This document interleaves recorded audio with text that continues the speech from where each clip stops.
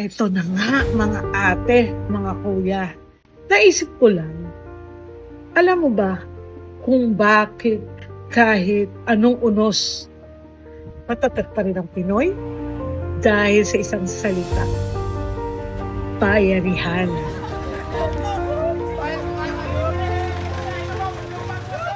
Ngunit ngayon, maraming Pilipino ang nakakalimot sa tunay na diwa ng pagtutulungan. Mas inuuna siyempre muna natin ang sarili kaysa sa ating kapwa.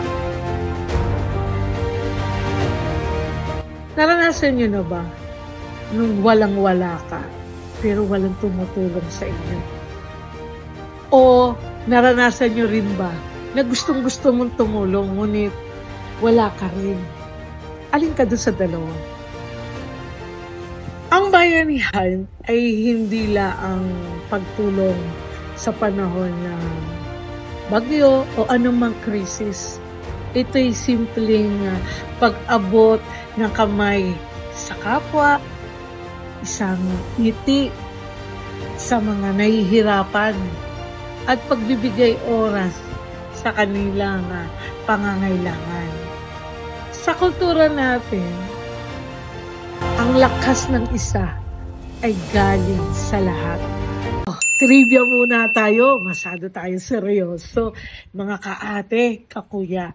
Ngayon, para sa inyo, anong modern version ng bayanihan ngayon? So, comment mo sa ibaba. Malay mo, isa ka sa mananalo.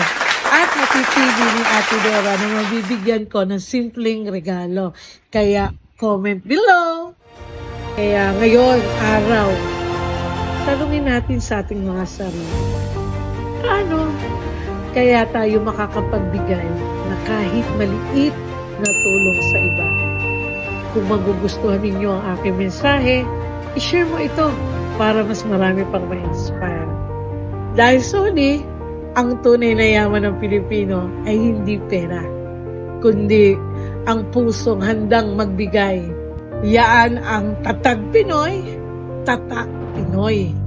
Kaya see you guys, mga kaate, kakuya. See you soon!